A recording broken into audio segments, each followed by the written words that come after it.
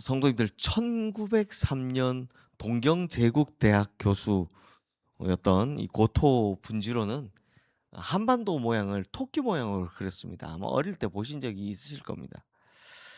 유약하고 연약한 토끼를 가지고 이제 앞발을 가지런히 모으고 귀를 쫑긋 세운 토끼가 한반도의 모양이고, 그것이 한국민들의 정체성이라는 이른바 토끼 지도론을 펼쳤습니다. 그러면서 이제 주장했던 게 뭐냐?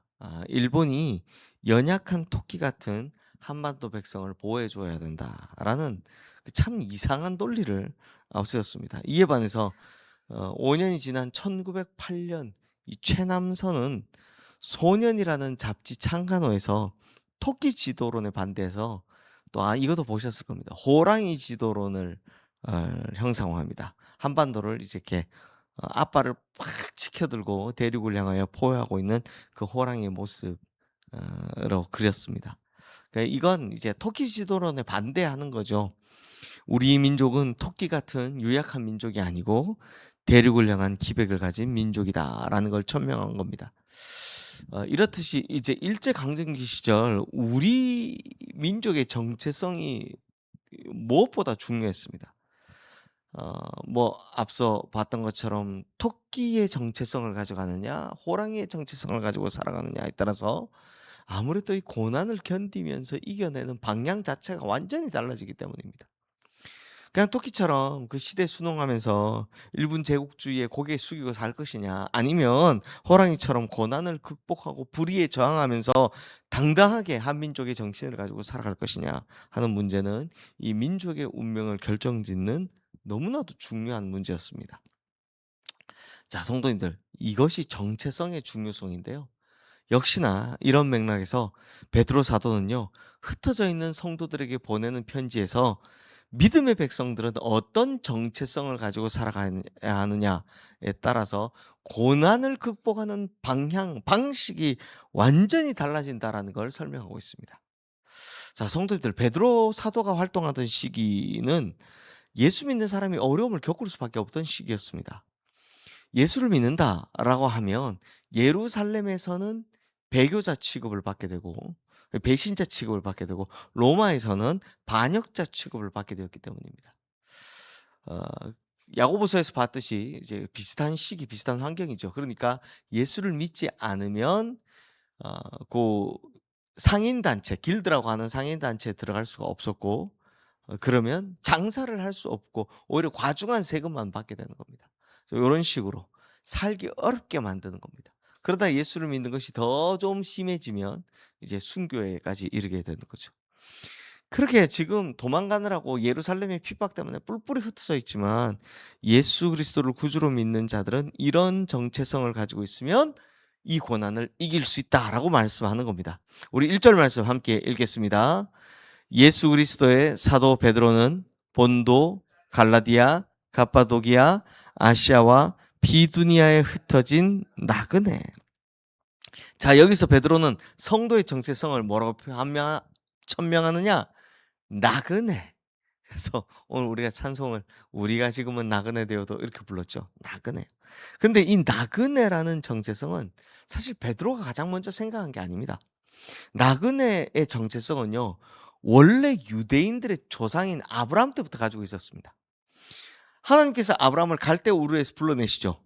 아브라함 당시는요, 살던 고향을 떠난다는 것, 그거 낯선 곳으로 간다는 것, 그것도 그 먼 거리를 간다는 것, 자기 생명을 거는 겁니다. 목숨을 걸고 지금 가는 겁니다. 그런데 아브라함이 갈대아 우르를 떠나서 하란으로 갔다가 하란에서 다시 가나안 땅으로 오죠. 그게 끝이 아니었습니다. 가나안 땅에서도 목축하면서 정말 한 곳에 머무를 땅이 없으니까요. 뱅글뱅글 돌면서 이 나그네처럼 옮겨 다니는 사람이 바로 믿음의 조상 아브라함이었다는 겁니다.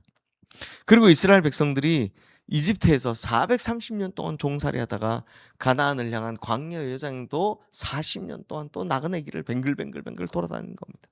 먹을 것 하나 없고 입을 옷도 없이 마실 물도 없이 나왔지만, 하나님께서는 나그네 된 그들을 외면하지 않고 입히시고 먹이시고 돌봐주셨죠.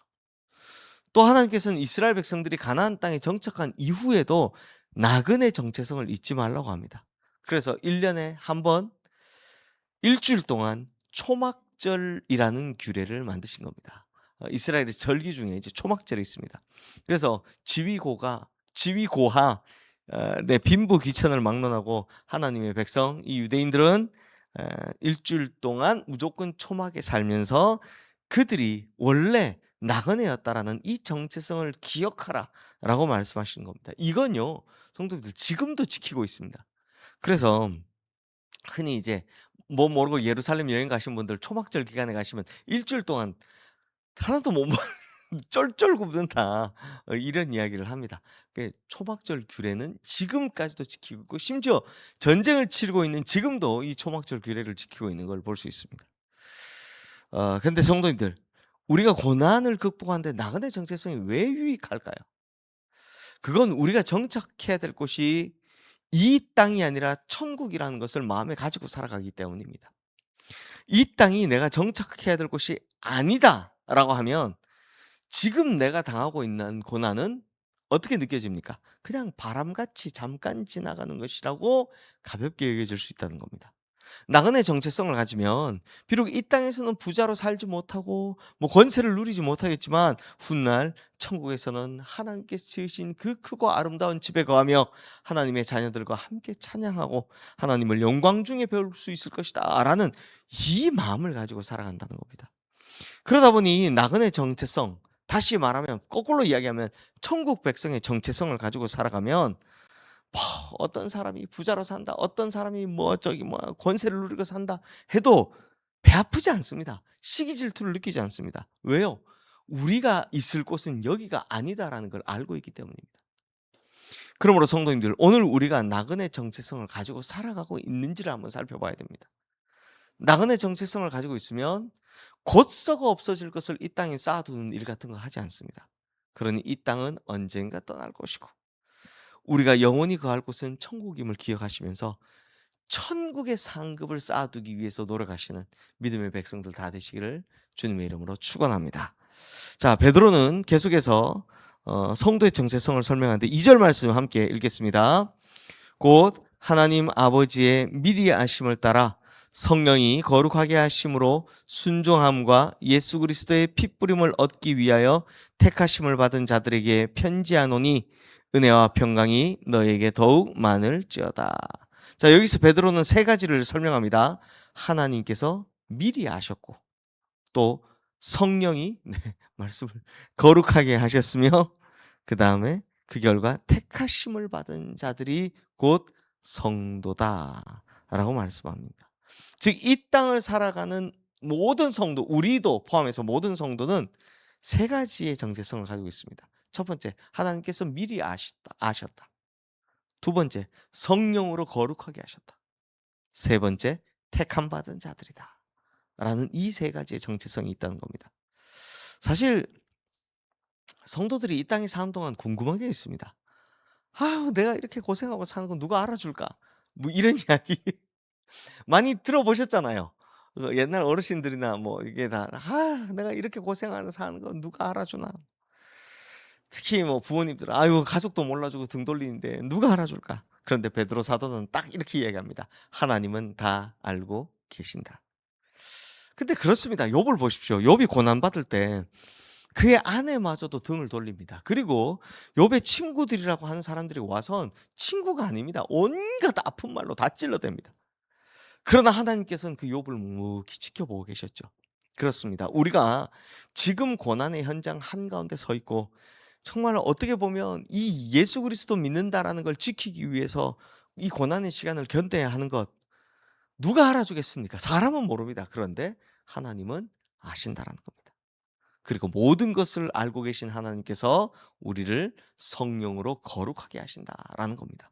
즉 내가 거룩해서 하나님께서 나를 선택하신 것이 아니고요. 하나님께서 나를 선택하셨기 때문에 내가 거룩하게 되었다라는 겁니다. 자, 베드로는 이 부분을 명확히 하고 있습니다. 왜냐? 제가 볼 때 확실합니다. 베드로 자기가 그랬거든요. 본인이 그랬거든요. 성도님들 베드로가 무슨 하나님 앞에서 쓰임 받을 자격이 막 뭐 엄청나서 제자로 부르신 거 그것도 수제자로 부르신 거 아닙니다. 그냥 업으로 살던 베드로를 주님이 불러주셨습니다. 근데 원래 베드로 성격에도 흠이 많습니다. 그런데 예수님이 그를 제자로 불러 주셨습니다. 흠 많고 결점 많고 성격 급하고 하여튼 사고 치는 사고쟁이인데 그냥 하나님께서 예수님께서 그를 거룩하다 인정해 주시고 제자로 불러 주신 겁니다. 이걸 우리가 은혜라고 하는 겁니다. 우리 역시 거룩해서 부르심을 받은 게 아닙니다, 성도님들. 우리 역시 뭐가 잘나서 부르심을 받은 게 아닙니다. 그냥 하나님께서 우리를 불러 주셨기 때문에 거룩한 성도가 된 겁니다. 그러므로 우리는 이 은혜에 감격해서 오늘도 주님 안에서 성실하게 믿음 생활을 감당하고 있는 겁니다. 자, 그러므로 성도님들, 우리는 이런 성도의 정체성을 가지고 살아야 합니다. 즉, 나그네인 우리를 하나님께서 미리 아시고 거룩하게 하시고 택하셨다라는 이 은혜에 대한 감사함을 가지고 항상 살아가시는 우리 모든 성도님들 다 되시기를 주님의 이름으로 축원합니다. 이 시간 오늘 주신 말씀 기억하며 함께 기도하겠습니다.